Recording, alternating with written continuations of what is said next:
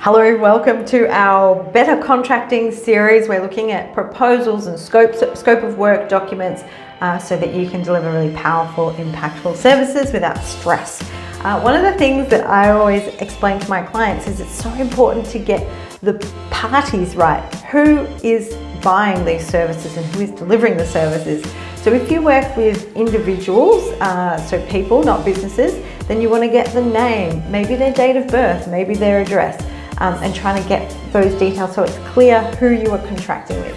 If you're contracting with a business, then you're going to want to get their business name and their ABN. If this is a big ongoing project, you're probably going to want to make sure it's the right company. You can check that online at the Australian Business Register, abr.business.gov.au. Now this is great for doing a little bit of low-level business stalking because you can find out quite a bit of information on these various registers and you can find out things like their other business names that they might have, how long they've been in business for, whether or not they're registered for GST, and that can give you some real insights into both your suppliers and your clients, honestly. So check the business details, check you've got the right ABN, check you've got the right name and the right person that you're contracting with so that you've got a valid contract.